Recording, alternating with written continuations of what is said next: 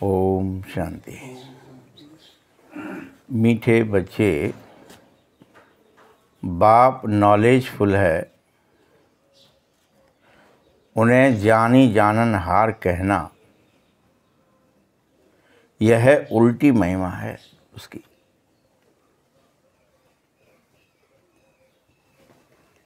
बाप तो आता ही है तुम्हें पतित से पावन बनाने, ये उल्टी महिमा कर देते हो। सिर्फ जानी जाना वो तो है, क्या है? ज्ञान का सागर है।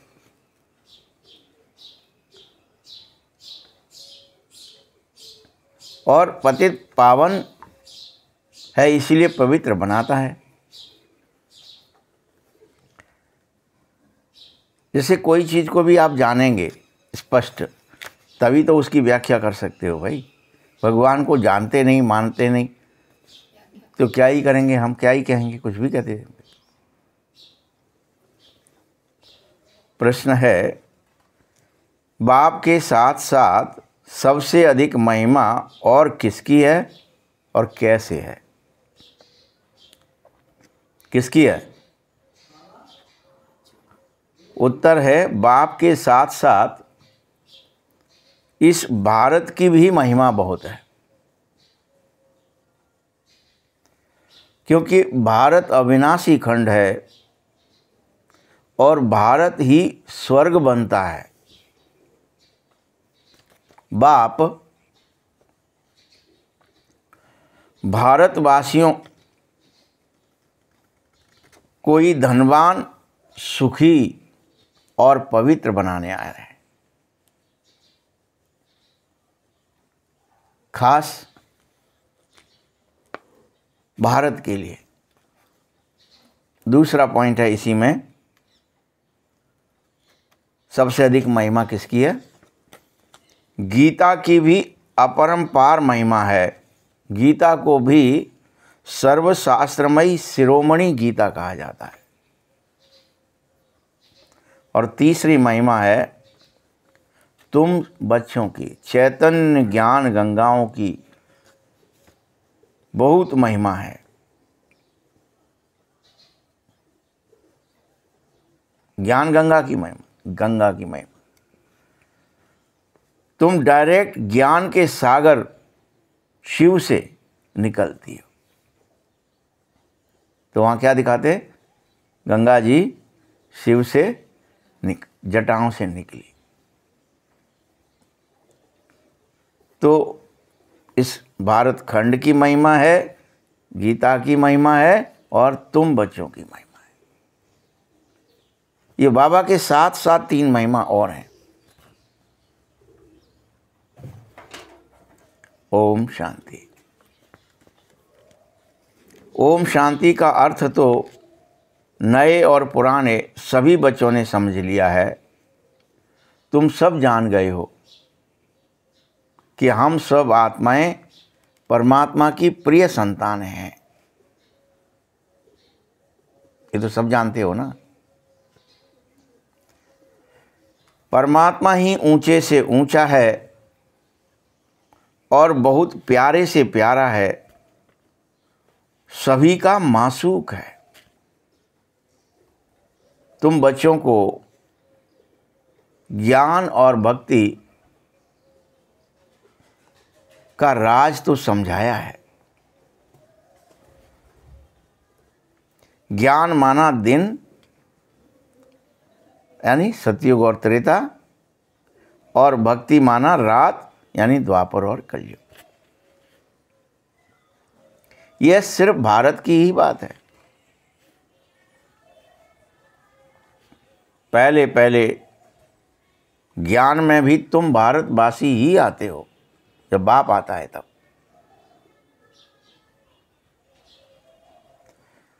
84 का चक्र भी तुम भारतवासियों के ही लिए है।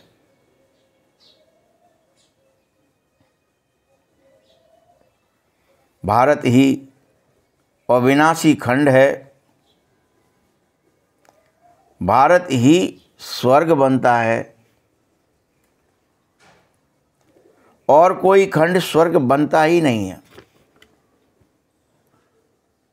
यहाँ आज भी उत्तराखंड जाएंगे तो क्या कहते हैं, वहाँ पर कौन सी भूमि है, देवभूमि। और वहाँ पर अनेकों ऐसे चिन्ह दिखाए जाते हैं कि ये रास्ता गया है, यहाँ से स्वर्ग जाया जाता था। अनेकों जगह गुफाएं बनाई हैं, कहीं कुछ बने हैं, ये सीधा रास्ता ही स्वर्ग के लिए जाता है।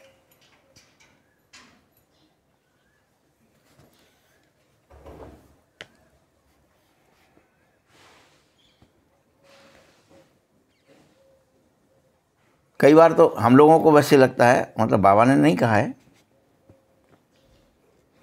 कि शायद है कि कहीं ऐसा हो कि कोई स्थान ऐसा निकल आए, जैसे जब उन्होंने लिखा लिहाड़ी जी की दीक्षा का कि भैया एक महल तुरंत प्रकट हो गया, और वो कैसा था, सोने का था, और उसके अंदर में मणियाँ जड़ित थीं, और इतना अथाह मणियों का प्रकाश था, उसमें उन्हें दीक्षा दी गई, और फिर बाद में वो अदृश्य कर दिया गया दीक्षा समारोह के बाद। तो ऐसे कहीं कोई हो स्थान जो अभी अपवित्र आत्माओं को दिखाई नहीं दे रहा है, और वहाँ हम सब पहुँच जाएं फिर से।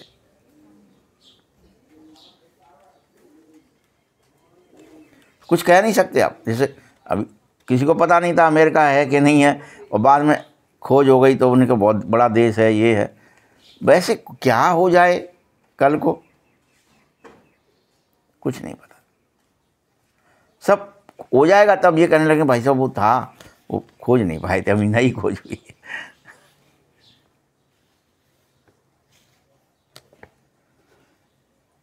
तो भारत ही स्वर्ग बनता है। बच्चों को समझाया गया है नई दुनिया सतयुग में भारत ही होता है।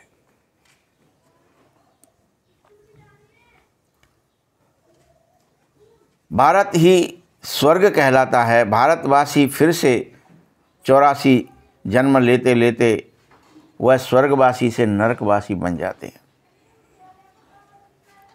वही पुनः स्वर्गवासी बनोगे।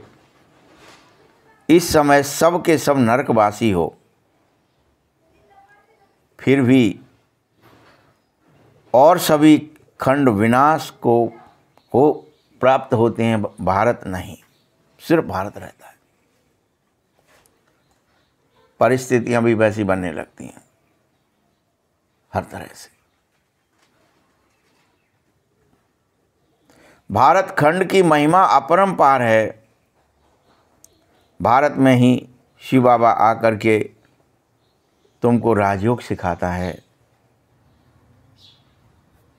यह गीता का पुरुषोत्तम संगम युग है। भारत ही फिर पुरुषोत्तम बनता है। अभी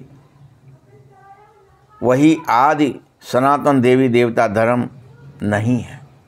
बाकी सब धर्म है, लेकिन वो नहीं है। राज्य भी किसी का नहीं है, तो वह युग भी नहीं है। तुम बच्चे यह भी जानते हो कि भारत वर्ल्ड ऑलमाइटी अथॉरिटी जो भगवान है, उस भगवान का स्थान है। भारत भूमि किसका स्थान है? भगवान आता है यहाँ। जितने अवतार फिर दिखाए वो सब कहाँ दिखाए? भारत में होंगे। भारत को ही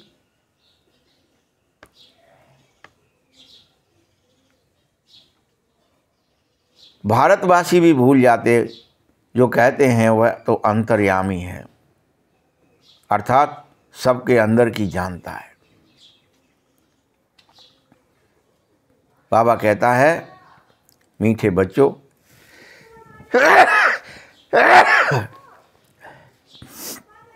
मैं कोई के अंदर की नहीं जानता हूँ। मेरा तो काम है पतितों को पावन बनाना। और बहुत कहते हैं, फिर भी शिव बाबा आप तो अंतर्यामी हो। बाबा कहते हैं, मैं हूँ नहीं, मैं किसी को भी किसी के भी दिल को नहीं जानता हूँ, मैं तो सिर्फ आकर के तुम बच्चों को पतित से पावन बनाता हूँ।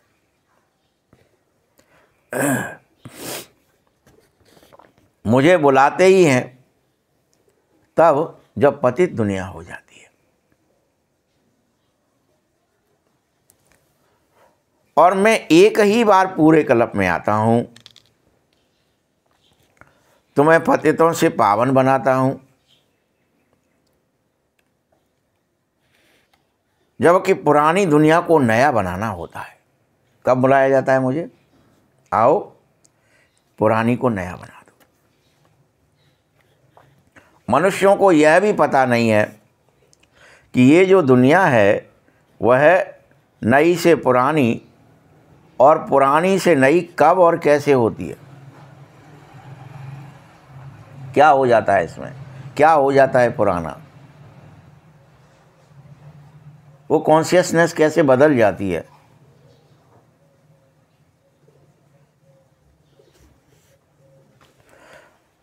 जैसे हर चीज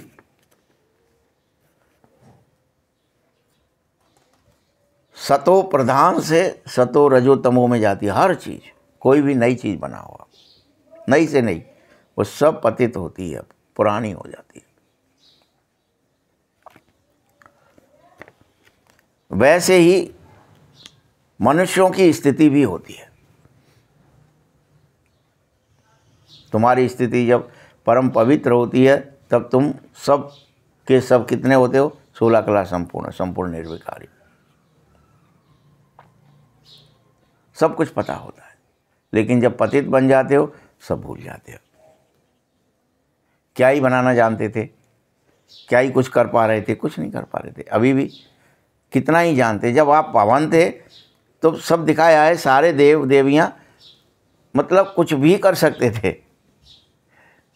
प्रकट हो सकते, रूप बदल सकते, कोई भी रूप धारण कर सकते, कोई वस्तु को भी चाहे जब चाहे जहाँ संकल्पों से पैदा कर सकते।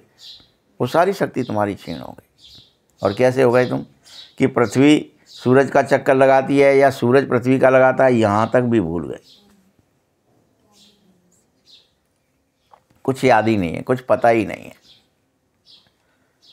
तस्तरी है, कोई कुछ कह रहा है, कोई कह रहा था शेषनाग पर बैठी है। लेकिन आज जब सिद्ध हुआ तो सब स्वीकार रहे हो ना कि नहीं नहीं, कोई शेषनाग नहीं है, कोई एटलस नहीं है जो कंधे पर रखे घूम रहा हो। अलग अलग मतांतर थे जगह जगह के, लेकिन जब क्लियर हुआ तो सबको हो गया, पूरी मानवता को हो गया ना कि नहीं, पृथ्वी अलग है और जो सूरज का चक्कर लगाती है। रात दिन कैसे होते हैं, कितने किलोमीटर प्रति घंटा, 1800 किलोमीटर या जो भी स्पीड है उसकी, वो कैलकुलेट की गई, इतने से घूम रही है फिर भी। तो ये सब स्थितियां जब पता चल गई, क्लियर हो गई बुद्धि में, मन में, तो आपके अंदर ऐसे ही चेतना जब क्लियर हो जाएगी जिस दिन कि शरीर नहीं है, चेतन सत्तम, मैं आत्मा ही शरीर को चलाती हूँ। शरीर पीछे है, आत्मा पहले है।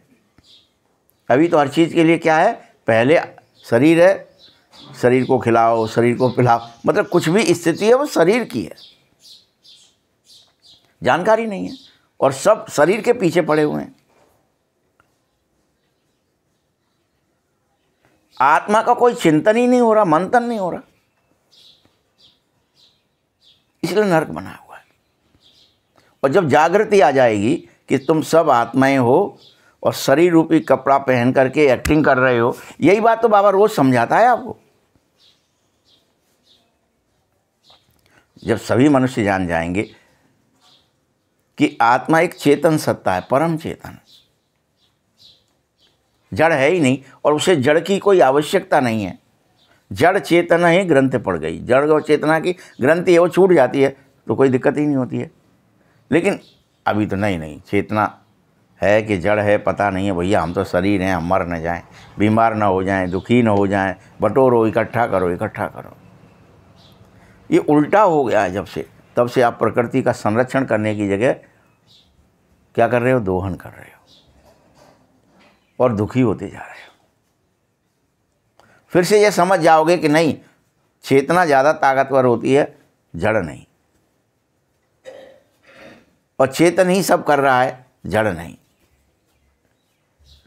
तो आपके लिए संसार की जड़ता की जितनी वस्तु, व्यक्ति, कर्म की स्थिति दिख रही है, दृश्यमान जगत है, ये आपके लिए क्या हो जाएगा?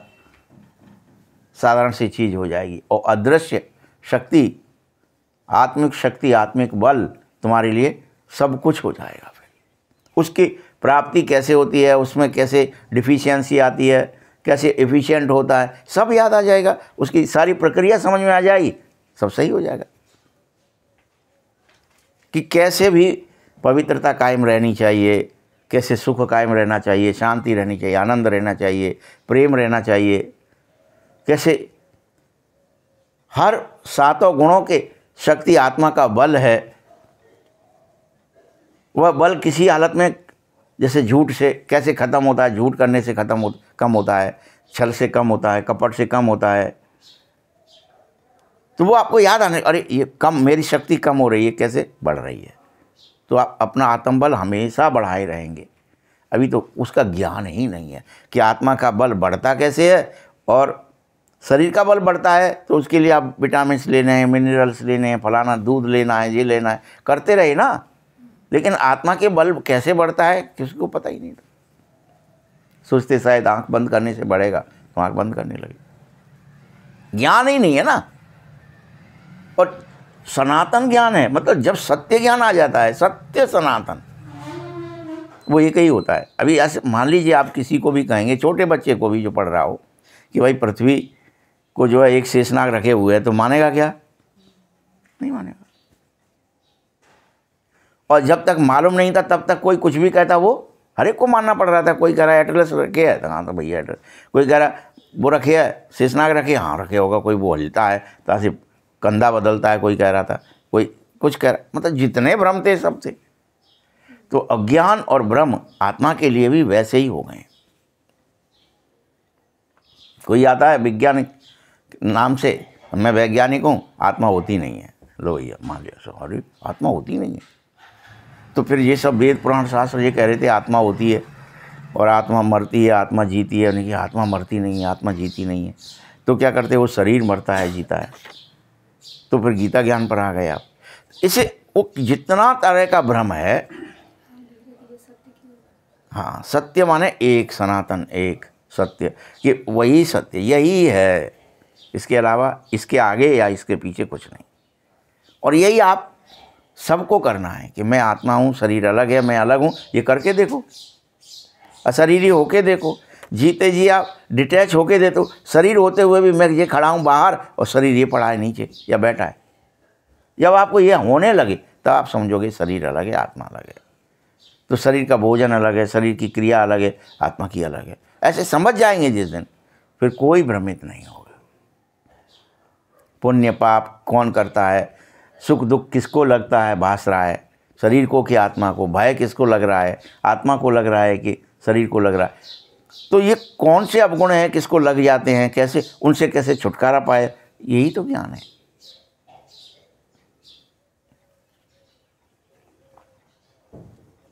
तो बाबा क्या ही कह रहे हैं कि बालक जिस तरह से सतो प्रधान है, युवा है, फिर वृद्ध है, तो युवा है तो रजो है, वृद्ध है तो तमो हो जाता है।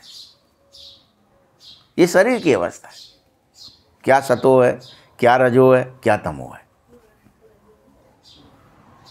तो फिर आत्मा की अवस्था कैसे है, सतो रजो तमो? ये सब समझो।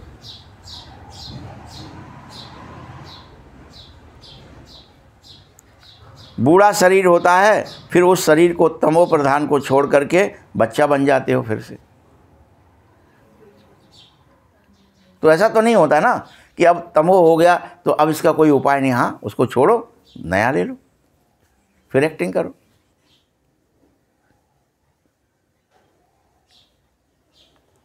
बच्चे जानते हैं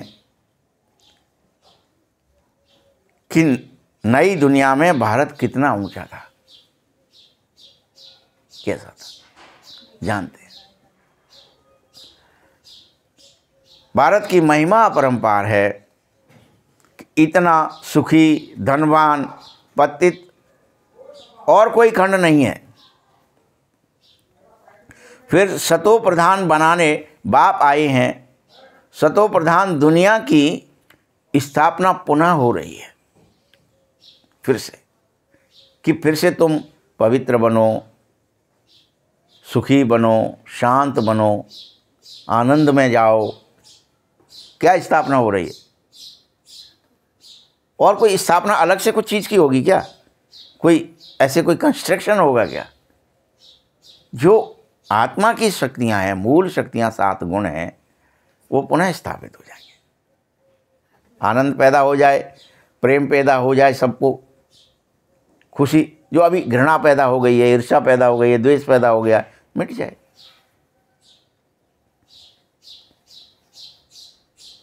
तो सतो प्रधान दुनिया की स्थापना पुनः हो रही है। त्रिमूर्ति ब्रह्मा, विष्णु और शंकर को भी किसने क्रिएट किया, बनाया?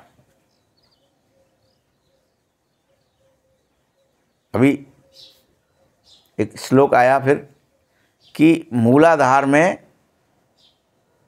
कुंडलिनी शक्ति क्या है, उसके लिए एक श्लोक बनाया है कि मूलाधार के अंदर में ब्रह्मा है और नाभि पर विष्णु है और भूमध्य पर, आज्ञा चक्र पर शंकर है, फिर ऊपर सहस्त्रधार पर संपूर्ण परमात्मा की सर्वशक्ति कुंडलिनी शक्ति है, और ये सब मिला करके ऐसे काम करती है। उसका एक श्लोक बना रखा है कि उन्होंने क्या ही कह दिया, ब्रह्मा, विष्णु और शंकर, और फिर परमधाम की स्थिति और शिव, यानी वही सब आपकी स्थितियों में ये शरीर के अंदर ही सब दे दी। फिर बाकायदा श्लोक लिखे हुए हैं कुंडलिनी के लिए। तो अपन जो घूम रहे हैं कि कोई चीज़ है, ये स्थापना, पालना, विनाश सबकी शक्तियों से, तो क्या त्रिमूर्ति ब्रह्मा, विष्णु, शंकर को भी क्रिएट किसने किया? तो वो शक्ति अलग दिखा दी, और फिर जो आत्मा है वो अलग दिखा दी। क्रिएटर ऊंचे से ऊंचा शिव बाबा है, कहते हैं त्रिमूर्ति ब्रह्मा। अर्थ कुछ नहीं समझता कोई। वास्तव में कहना चाहिए कि वो परमात्मा है, जो शिव है, वही त्रिमूर्ति है, ब्रह्मा नहीं, क्रिएटर नहीं। आगे गाया जाता था देव देव महादेव, तो कोई शंकर को ऊंच रखते तो त्रिमूर्ति शंकर कहें ना, फिर भी त्रिमूर्ति ब्रह्मा क्यों कहते हो? 3 मूल ब्रह्मा को दिखा दिया कि चौथा भी है या एक 5वां भी था, ऐसे ऐसे कहानी बनाई है। फिर शिव ही रचयिता है, और वही शिव परमपिता परमात्मा ब्रह्मा द्वारा स्थापना करता है। किसकी? ब्राह्मणों की। भक्ति मार्ग में नॉलेजफुल बाप को जानी जाननहार कहा जाता है। अब वह महिमा अर्थ सहित नहीं है। बाबा तुम बच्चों को कहता है, बच्चे बाप द्वारा तुम्हें वर्षा मिल रहा है। वह खुद हम ब्राह्मणों को पढ़ाने आया है, और क्योंकि बाबा भी है, सुप्रीम टीचर भी है, और वर्ल्ड की हिस्ट्री, ज्योग्राफी कैसे चक्कर लगाती है, यह सारा ज्ञान बाबा दे रहा है। सूरज कैसे चक्कर लगाता है, ये विज्ञान देता है ना। वैसे पूरा आपका जीवन चक्र कैसे चला, कैसे तुमने 84 जन्म लिए, क्या क्या, कैसे सतो प्रधान अवस्था में तुम्हारी स्थितियां थीं, फिर कैसे धीरे धीरे सतो बने तो स्थिति हो गई, फिर जा कर के रजो प्रधान बने, फिर रजो बने, तो स्थितियों में क्या क्या पूरे 84 की सीढ़ी बना दी।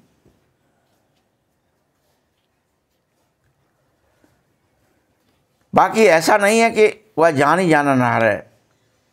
मैं तो सिर्फ एक ही काम करता हूँ, पतितों को पावन बनाता हूँ।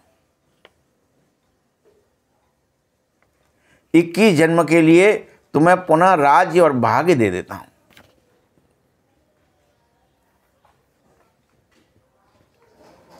भक्ति मार्ग में अल्पकाल का सुख होता है। जब भक्ति मार्ग आ जाता है, द्वापर आ जाता है, तब से लेके अल्पकाल का सुख होता है।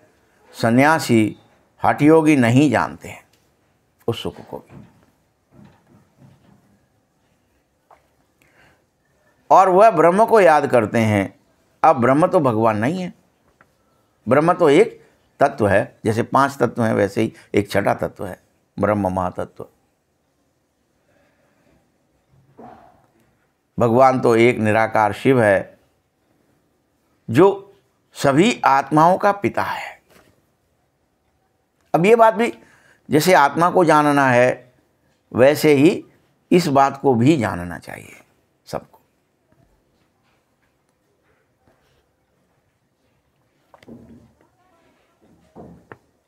कि भगवान एक निराकार है, शिव है। नहीं तो यहां पे भगवानों की कमी नहीं है,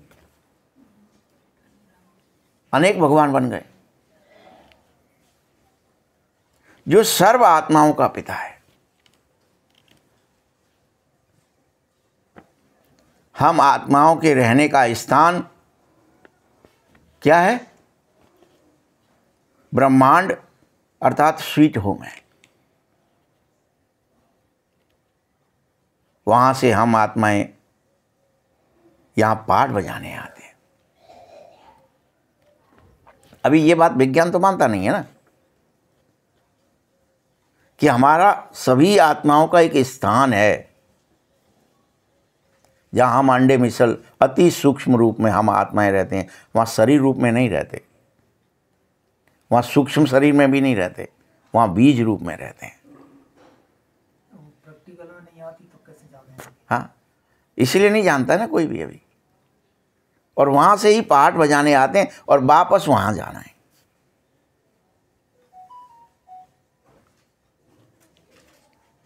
भले यहाँ सनातन सत्य में, सनातन धर्म के अंदर उसको बनाते रहते हैं हम। परम नाम का फोटो रुद्री के रूप में बनाएंगे, फिर रुद्रियों के ऊपर एक शिव बिठाएंगे, पूजा करेंगे और फेंक देंगे तालाब में मिट्टी को, बीज रूप अवस्था की, बिंदु रूप अवस्था की। लेकिन यथार्थ में अभी किसी को भी विश्वास नहीं हो रहा, न जानना चाह रहे हैं कोई।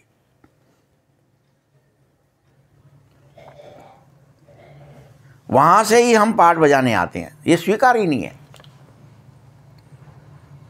आत्मा ही कह रही है हम एक शरीर छोड़ दूसरा और दूसरा छोड़ तीसरा लेते हैं। एक्टिंग करने के लिए एक छोड़ा, दूसरा ले लिया, दूसरा छोड़ा, यहीं पर रहते हैं, वापस नहीं जाते परमधाम, अपने घर जहाँ से आए। 84 जन्म भारतवासियों के हुए हैं जिन्होंने बहुत भक्ति की है, वही फिर ज्ञान को ज़्यादा उठा पाएंगे। ज्ञान को उठा पाएंगे माने धारणा कर पाएंगे। उठाएंगे कोई पर्वत नहीं है कि उठाएंगे उसको सत्य रूप में स्वीकार कर लेंगे, जान जाएंगे कि मैं आत्मा हूँ और मेरे गुण कर्म स्वभाव, मुझे आत्मा का बल कैसे बढ़ता है, कैसे भय दुख चिंताएं मिटती हैं, वो क्या प्रक्रिया है, कैसे परमात्मा को याद किया, परमात्मा कैसा है, कौन है, क्या है, स्वयं मैं कौन हूँ, आत्मा क्या है, ये जान जाओगे। आत्मा का बल कैसे बढ़ता है, परमात्मा उन बलों को बढ़ाने के लिए क्या, उसकी याद से बढ़ जाता है, क्योंकि वो उन 7 गुणों का समुद्र है। तो अवगुण मिट जाते हैं। यही प्रक्रिया है एकमात्र।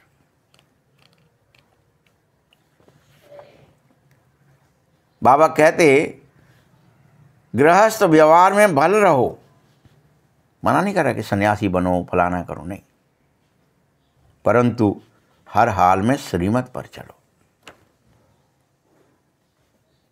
तुम सभी आत्माएं आशिक हो एक परमात्मा मासूक की, सब आत्माएं उसकी आशिक हो। तुम आशिक हो और आशिकी तुम्हें हो जाए किससे? मासूक से।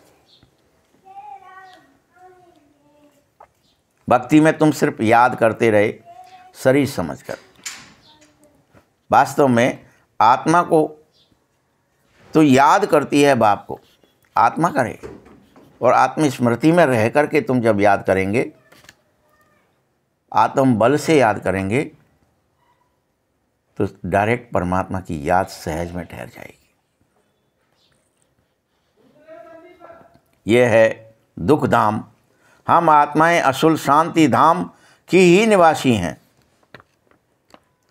ये भूल गए हैं सबके सब। जैसे फिर से बाबा वही बात दोहरा रहा है, हम आत्मा असुल शांति धाम की ही निवासी हैं। पीछे सुख धाम में आए हैं, फिर हमने 84 जन्म लिए हैं। और यही इसका अर्थ क्या हुआ? यही हम सो और सो हम का अर्थ है। जो हम थे सो हम हैं। हम कौन थे? असल में हम शांति धाम निवासी थे और फिर से शांति धाम में वापस जाना है। हम सो हम।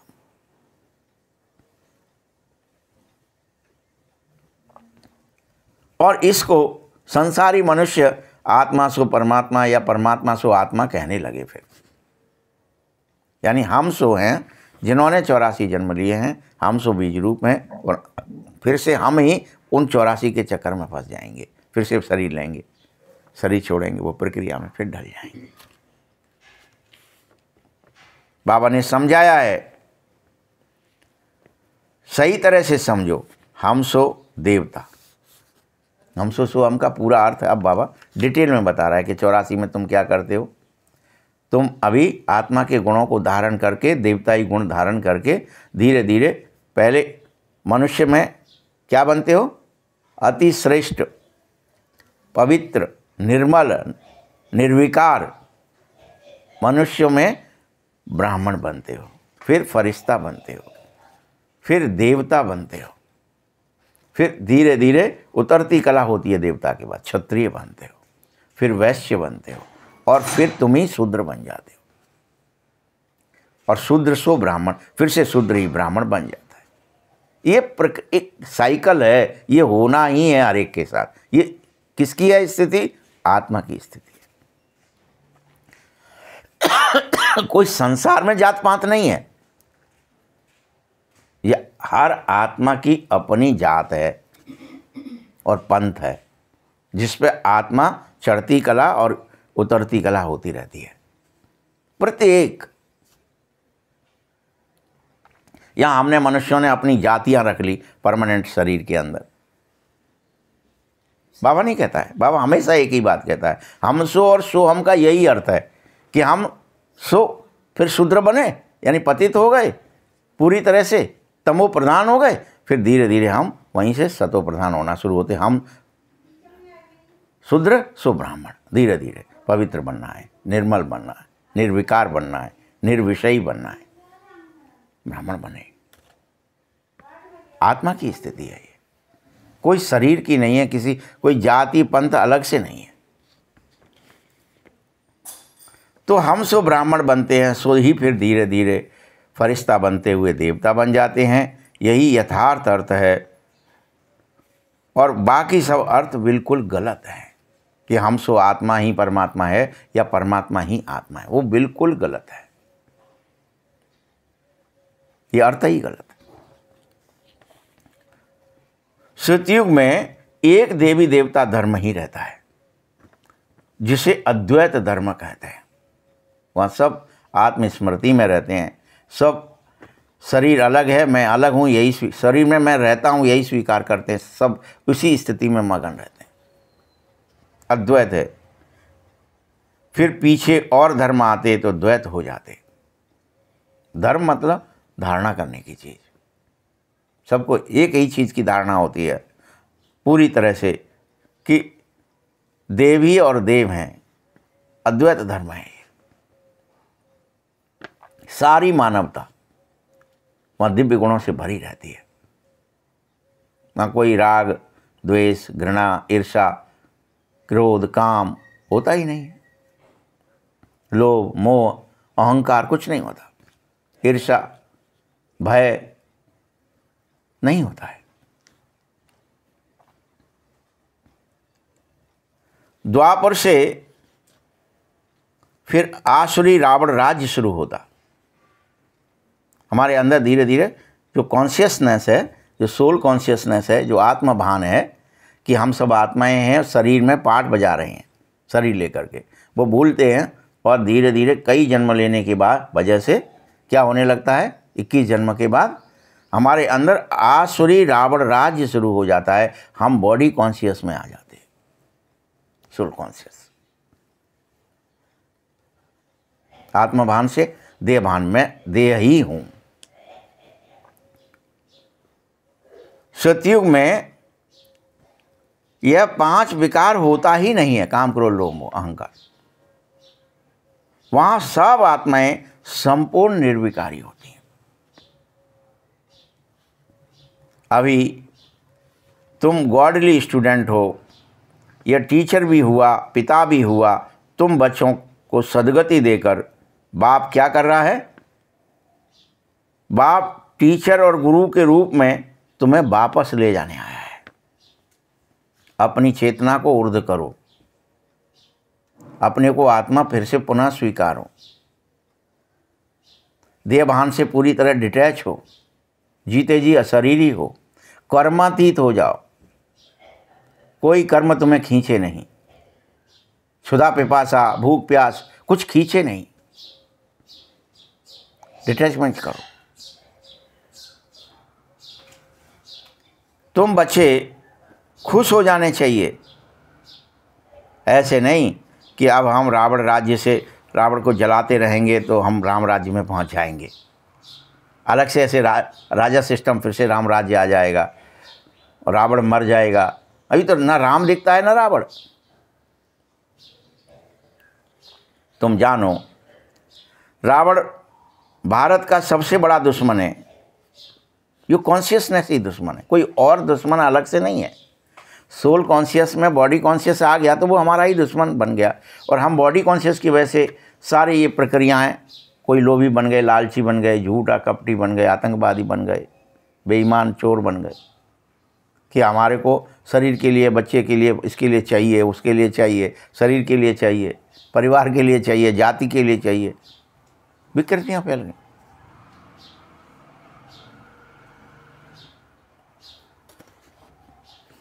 बाप ही एकमात्र ज्ञान का सागर है, आनंद का सागर है, प्रेम का सागर है। ज्ञान सागर अब क्या कर रहा है, बादल बनकर भर करके तुम पर ज्ञान की वर्षा कर रहा है।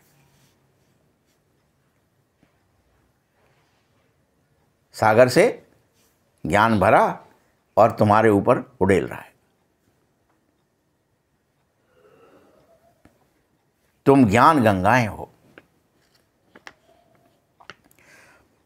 मैं तुमको, बाबा कह रहा है, शिव बाबा, मैं तुमको पावन बनाने आया हूं।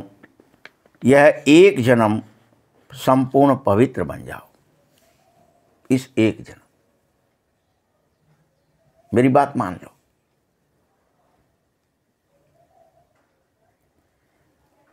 अर्थात मुझे याद करो।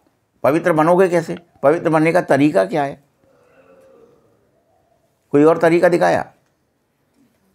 मुझे याद करो।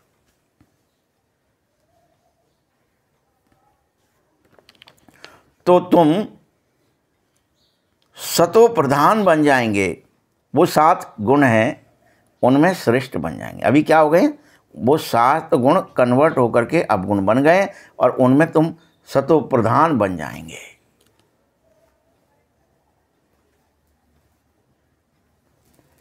मैं ही पतित पावन हूं। जितना हो सके तुम मेरी याद को बढ़ाओ, जितना हो सके।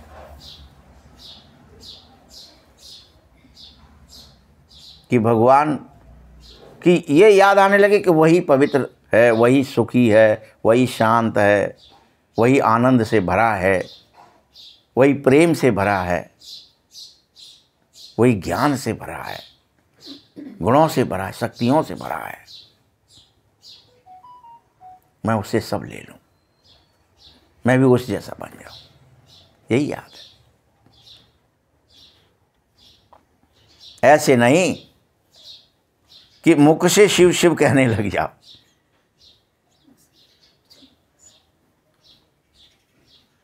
जैसे आशिक मासूक को याद करता है, बस एक बार देख लिया, बस बुद्धि में फिर से उसकी याद रहने ही लगती है। वैसे ही तुम एक बार स्वीकार कर लो बुद्धि से कि हाँ बाबा ही स्रोत है, इसलिए मुझे उसी को याद करना है।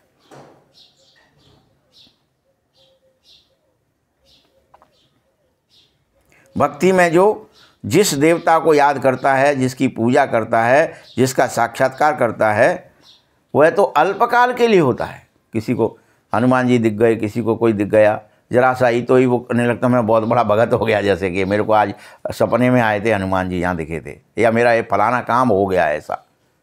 उतने से ही बेचारा बहुत खुश हो रहा है, वो अल्पकाल है। लेकिन अब तुम सब यह भी समझते हो कि मौत सामने आ चुकी है और सारे संसार में हाय हाय हो रही है, हाय मरे हाय मरे। कोई कितना भी धनी है तो भी दुखी है। किसी भी अवस्था में ये संसार की बॉडी कॉन्शियस में रहते हुए, चाहे धन है, चाहे पद है, चाहे कोई तरह का बल है, सांसारिक देह के कितने भी तरह के, नाम का, मान का, पद का, प्रतिष्ठा का,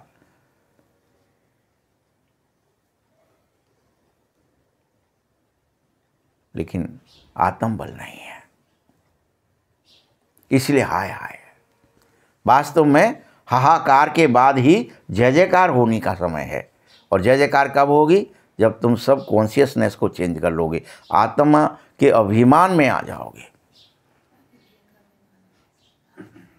सोल कॉन्शियस जो स्वीकार है, जैसे पृथ्वी सूर्य का चक्कर लगा रही है या क्या हो रही है, उसके भ्रम से आप हट गए, वैसे आपका ये भ्रम हट जाएगा जिस दिन कि मैं शरीर हूँ ही नहीं, मैंने शरीर रूपी ये वस्त्र या ये रथ या ये कपड़ा, जो भी इसे, या इंस्ट्रूमेंट या औजार, जो भी कहो, कि ये मैंने एक, या ये गाड़ी किसके लिए ली है? मात्र एक्टिंग करने के लिए ली है, जिससे मैं इस शरीर रूपी रथ पर बैठ करके ऐसे कर्म करूं कि मैं पूर्ण पवित्र बन, भगवान को याद करूं, तो मेरे अंदर परमात्मा की सारी शक्तियां, सारे गुण मैं आत्मा के अंदर प्रवेश कर जाएं। जो 7 गुण हैं, वो जो अवगुण हो गए हैं अभी, दुखी, अशांति, ये सब मिट जाए, अपने आप प्रवेश करेंगे, वो मिट जाएगा।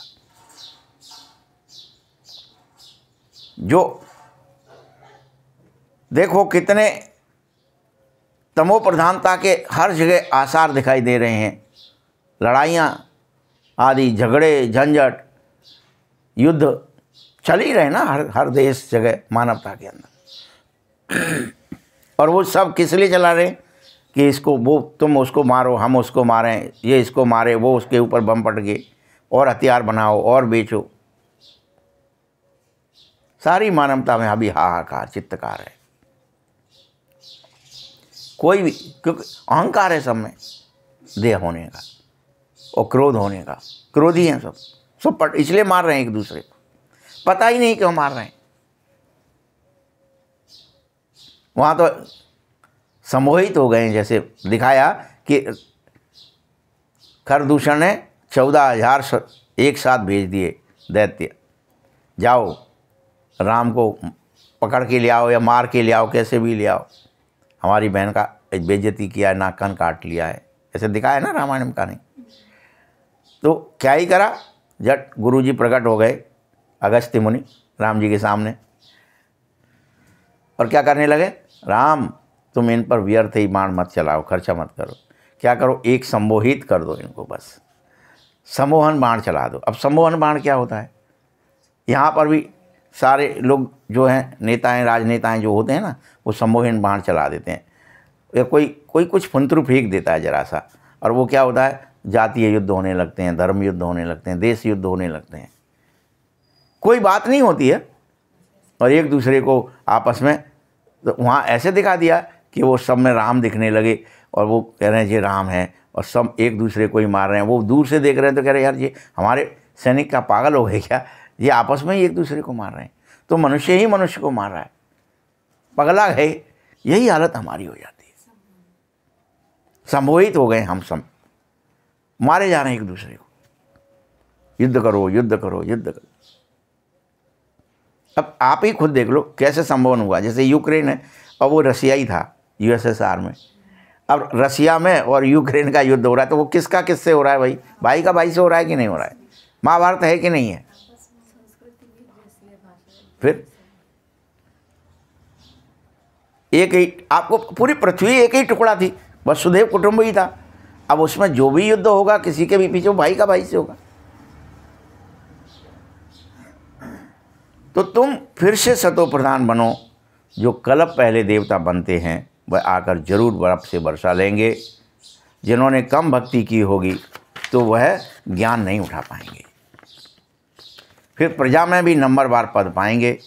अच्छे पुरुषार्थी श्रीमत पर चल अच्छा पद जरूर पाते हैं। मैनर्स तुम्हें बहुत अच्छे चाहिए, दैवी गुण भी धारण करो बच्चों। वो जो दैवी गुण मतलब क्या है? देवताओं में क्या गुण है?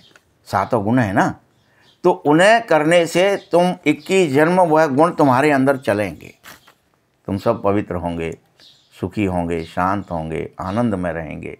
सब एक दूसरे से, पूरे प्रकृति से, पूरे मानवता से प्रेम करेंगे। सब में ज्ञान होगा आत्मा का, हर चीज़ का। परमात्मा के ज्ञान को भूल जाएंगे, भगवान कौन है ये भूल जाएंगे, लेकिन आत्मा का ज्ञान होगा। सब आत्माएं हैं, सब एक्टिंग कर रहे हैं, सब पाठ सबको याद होगा।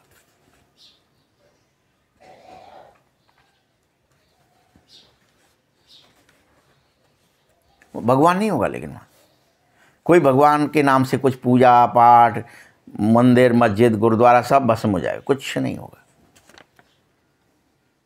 भगवान नाम की सब आत्माएं आपस में प्रेम से रहेंगी, पूर्ण प्रेम होगा। सब ज्ञान होगा इस बात का कि हम भाई भाई हैं, आत्माएं हैं। वसुधैव कुटुंब होगा, भाईचारा होगा। कोई किसी के प्रति ईर्ष्या घृणा द्वेष राग कुछ होगा ही नहीं, तेरा मेरा होगा ही नहीं। सब कुछ सबका है।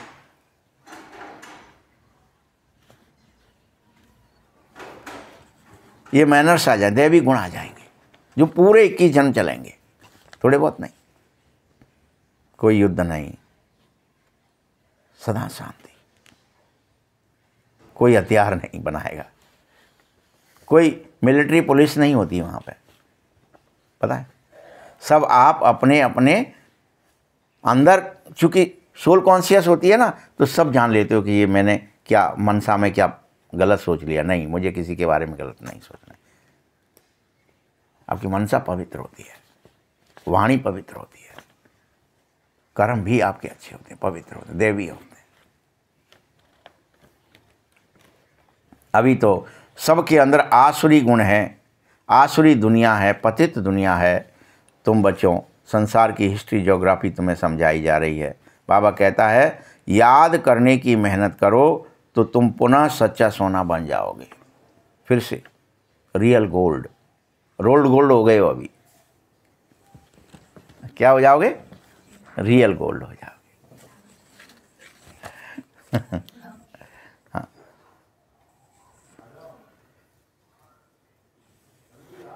सतयुग में सच्चा सोना होते हो, फिर त्रेता में थोड़ी बहुत चांदी की अलाएँ तुम्हारे अंदर पड़ने लगती हैं।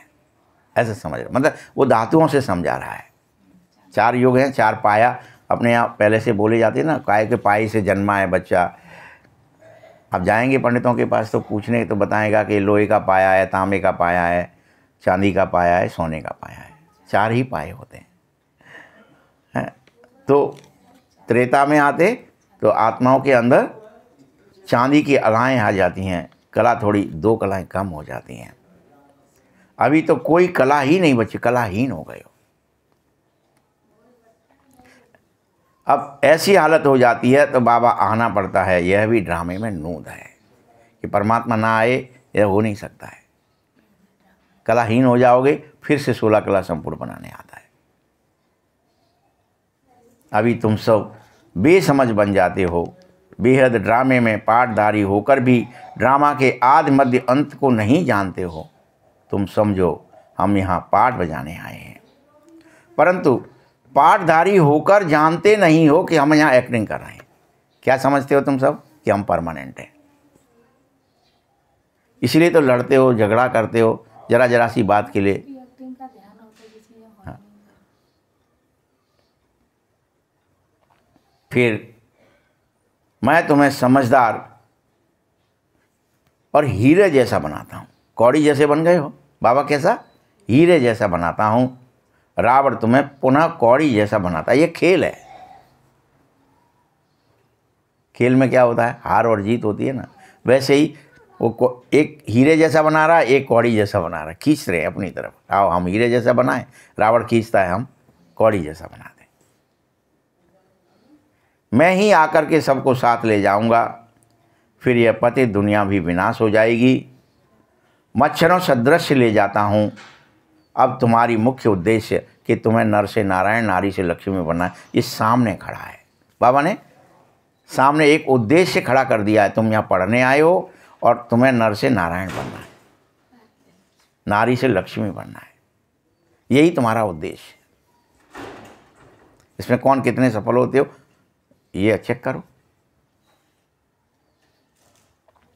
मनुष्यों की बुद्धि तो तमो प्रधान होने के कारण इसे भी नहीं समझती है। चित्र बना दिया तो पता चला उसी में फूल चढ़ा उठे, अगरबत्तियाँ लगा उठे। समझते नहीं है कि ये हमारा जो चित्र है ये किस लिए बनाया गया है? उद्देश्य के लिए बनाया गया कि हम नर नहीं नारायण बन जाएं, नारी न रहें, लक्ष्मी बन जाएं, सभी लक्षणों से संपन्न स्त्री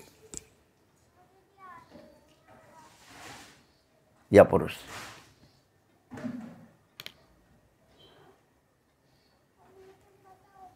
इतने भी के हैं तो जरूर प्रजापिता ब्रह्मा भी होगा, तो ब्राह्मण भी होते हैं। इस ड्रामे को इसीलिए कहते हैं सर्वश्रेष्ठ चोटी क्या है? ब्राह्मण है। तो हमने यहाँ पे स्टूल में कोई चोटी रखाना शुरू कर दी।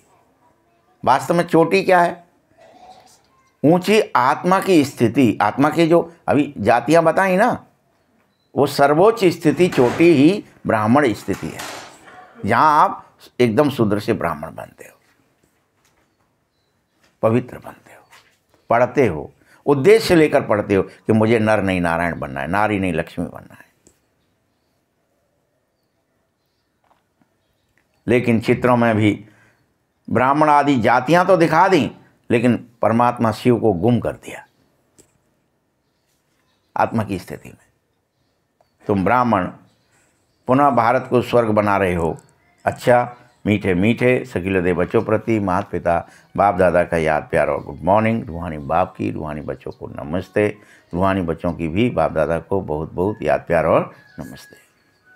धारणा के लिए मुख्य सार है, पहला पॉइंट है, ऊंच पद पाने के लिए श्रीमत पर चल, अच्छे मैनर्स धारण करो। ऊंच पद पाने के लिए श्रीमत पर चल, अच्छे मैनर्स धारण करो। दूसरा पॉइंट है, सच्चा आशिक बन, एक मासूक को ही याद करो। जितना हो सके, जितना याद में रहने का अभ्यास बढ़ाओ। ये याद करो परमात्मा के ये गुण हैं और मुझे धारण करने हैं। मैं पवित्र आत्मा हूँ, मैं शुद्ध आत्मा हूँ, शांत आत्मा हूँ, सुखी आत्मा हूँ, आनंदित आत्मा हूँ, शक्तिशाली आत्मा हूँ, ज्ञानी आत्मा हूँ। सदैव याद रखो।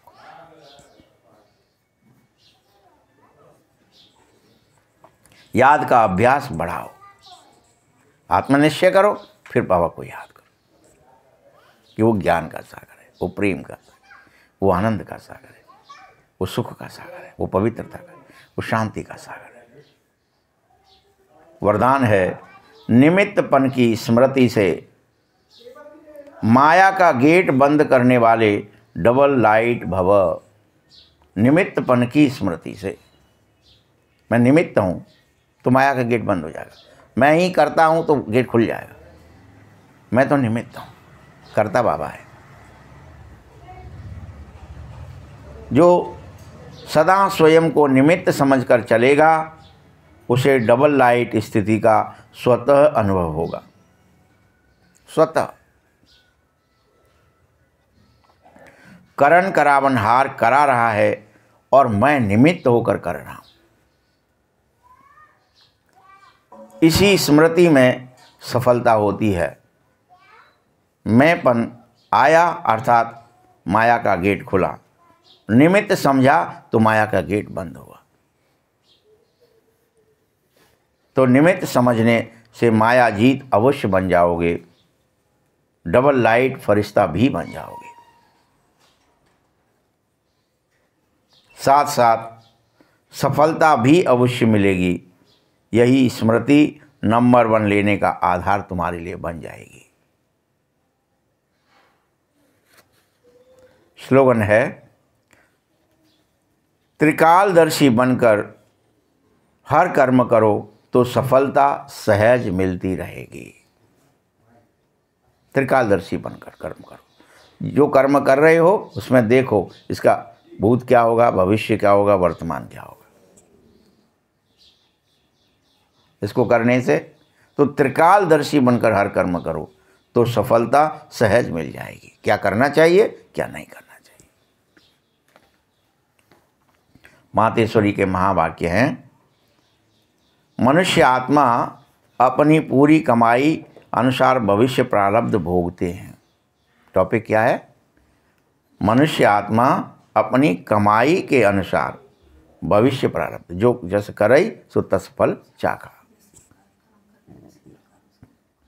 देखो, बहुत मनुष्य ऐसे समझ बैठे हैं कि हमारे पूर्व जन्मों की अच्छी कमाई से अभी हम ये ज्ञान को प्राप्त कर रहे हैं, परंतु ऐसी बात है ही नहीं।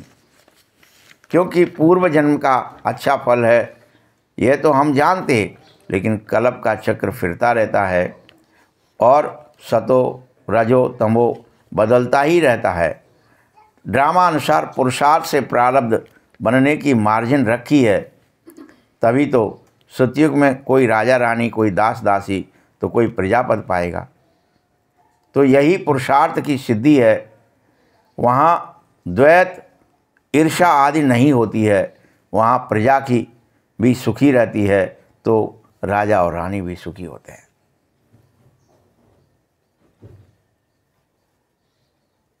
राजा रानी प्रजा की ऐसे संभाल करते जैसे माँ बाप अपने बच्चों की संभाल करते हैं। वहाँ कोई भी गरीब या साहूकार ऐसी कोई स्थिति नहीं होती, सब संतुष्ट आत्मा होते हैं, क्योंकि सब वसुदेव कुटुंब है। अमीरी गरीबी तेरा मेरा होता ही नहीं है। तो इस सोच के अनुसार ही यहाँ पर लोगों ने, जो साम्यवादी लोग आए, जो जिसको क्या बोलते हैं अपन, नहीं मतलब जो ये सोचते हैं ना कि सब सरकार का होना चाहिए, सरकार तुम्हारे बच्चों को व्यवस्थाएं करेंगी, सरकार ही सब करेगी। वो उस हिसाब से ही तो बनाई गई थी कि सबके को सरकार सारी फैसिलिटीज़ देगी। कम्युनिस्ट लोग जो होते हैं, तो वो कम्युनिज्म जब आया था तो उन्होंने भी यही धारणा की थी जो बाबा कह रहा है कि सब समान हो जाएं, सब वसुदेव कुटुंब हो जाएं, सबका सब कुछ हो, लेकिन किसी का भी किसी के ऊपर अधिकार नहीं हो। ऐसे कोई गुलाम थोड़े ही है किसी का कोई, सब एक दूसरे के लिए काम करेंगे, सबका सब कुछ है, वो किसी का कुछ भी नहीं, सब कुछ, प्रकृति अलग है, तुम अलग हो। ये सोचो, पूरी मानवता ऐसा करेगी तभी तो सत्युग कहलाता है। वो तेरा या मेरा, मैं और मोर तोर तम माया, माया वहाँ होती नहीं है, मेरा तेरा नहीं होता है वहाँ। तो ये मार्जिन है, वहाँ कोई ऐसी संभावना ही नहीं होती है। सब संतुष्ट होते हैं। इस एक जन्म के पुरुषार्थ से तुम सब 21 पीढ़ी के लिए वैसे बनो, सुख भोगो, अविनाशी कमाई अभी कर लो कि तुम आत्म स्मृति में स्थित हो जाओ, परमात्मा की याद में रहने लगो और वसुदेव कुटुंब की तैयारी करो। हम सब आत्माएं हैं, परमात्मा की प्रिय संतान है। सारी सृष्टि हमारे किसके लिए? खेल का मैदान बनाई, हमारे लिए बनाई गई। और अविनाशी कमाई करो, इस अविनाशी कमाई से, अविनाशी ज्ञान से अविनाशी पद मिल जाएगा। अभी तुम सतयुगी दुनिया में जा रहे हो, यह प्रैक्टिकल खेल चल रहा है। यहाँ कोई छू मंत्र की बात नहीं है, तुम्हें करना पड़ेगा। ऐसा नहीं है कि छू मंत्र से हो जाएगा, बैठो आशीर्वाद से हो जाएगा, कोई आपका फलाना जाग जाएगा सब कुछ। ये पुरुषार्थ करो, स्मृति लाओ, बार बार याद करो, स्मृति लाओ कि मैं आत्मा हूँ, शरीर नहीं हूँ, मैं शरीर में रहता हूँ, मैं शरीर के भान में चला गया, मुझे पुनः आत्म भान में आना है। दूसरा पॉइंट है मम्मा का, गुरु मत, शास्त्र की मत, कोई भगवान की मत नहीं है। गुरु की मत, शास्त्र की मत, भगवान की मत नहीं है। अपन समझ बैठते हैं ना, सारी मत एक ही है, वो तो भगवान जो कह रहे हैं वही हमारे गुरु जी कहते हैं, शास्त्र जो कह रहे हैं वही सब सही है। परमात्मा क्या कहता है? ये गुरु आदि शास्त्र आदि मेरी मत नहीं है, यह तो सिर्फ मेरे नाम की मत देते, परंतु मेरी मत तो मैं ही जानता हूं।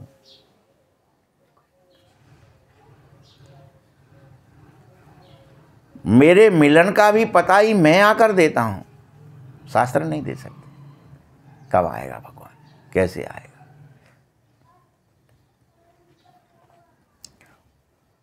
उससे पहले मेरी एड्रेस कोई जान ही नहीं सकता है।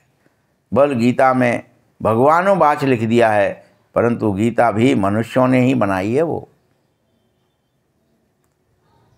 मैं तो स्वयं ज्ञान का सागर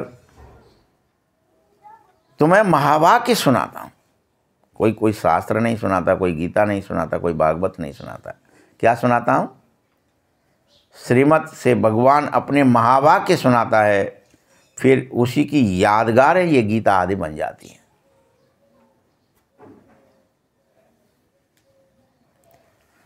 ये विद्वान पंडित आचार्य कहते हैं ना, भगवान ने संस्कृत में महावाक्य उच्चारे थे, उसे सीखे बगैर भगवान मिल नहीं सकता। यह तो और ही उल्टा कर्मकांड में फंसा देते हैं बेचारे, जानते ही नहीं कि कर्मकांड से मैं नहीं मिल सकता हूँ। जब गीता में भी लिखा है कि मैं तप से, यज्ञ से, दान से, किसी क्रिया से मिलता ही नहीं हूँ, किसी भी क्रिया से फंसाते हैं। वेद शास्त्र पढ़ अगर सीढ़ी चढ़ जाते तुम तो फिर उतरते ही नहीं। उतना ही तुम्हें जो वेद शास्त्र पढ़ जाते हैं उन्हें फिर पहले अनपढ़ बनाना पड़ता है कि तुम पढ़े लिखे होने के अहंकार को मैटो, आत्मा के अहंकार में आओ वापस।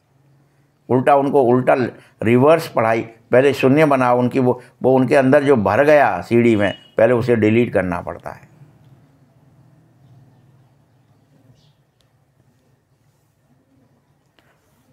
क्योंकि जैसे जैसे सीढ़ी उतारी जाती है, बुलाया जाता है, फिर भगवान को बुद्धि से जोड़ा जाता है। क्योंकि परमात्मा साफ कह रहा है, कर्मकांड से, वेद शास्त्र पढ़ने से कोई भी मुझे प्राप्त नहीं हो सकता।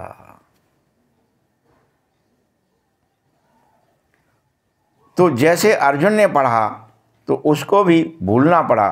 भगवान के साफ महावाक्य हैं, मीठे बच्चों श्वासों श्वास मुझे ही याद करो, इसमें कुछ भी करने जैसी जरूरत नहीं है।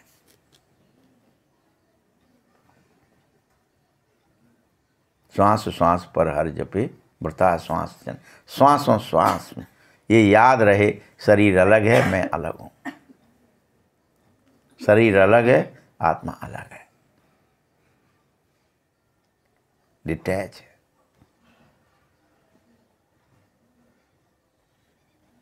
जब तक ज्ञान ही नहीं है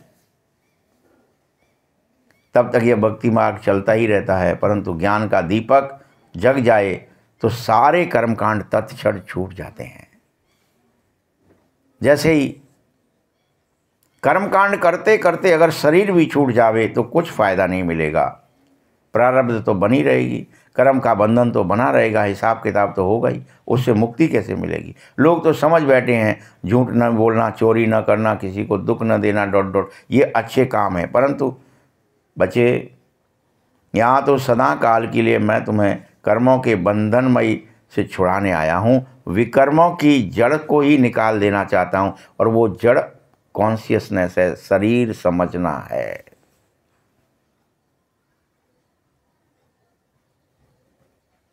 जड़ को ही निकालना चाहता हूँ। ये शरीर समझना बंद कर दो तो काम, झूठ, चोरी, छल, कपट, दुख, ये सब अपने आप ही छूट जाएगा।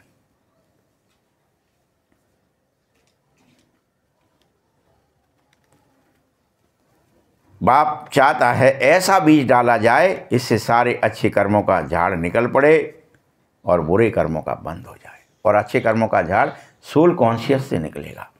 बॉडी कॉन्शियस से बुरा झाड़ निकल पड़ा है। ये पलट दो इस खेती को। ये भान की खेती है, ये भानामती देती है तुम्हें।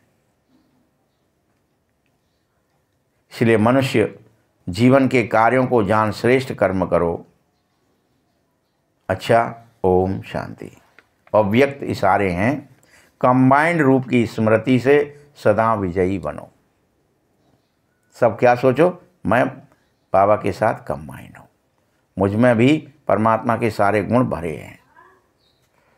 शिव और शक्ति का अर्थ ही है कंबाइंड स्वरूप। शिव संगिनी, बाप और आप दोनों मिलकर कहते हैं ना शिव शक्ति।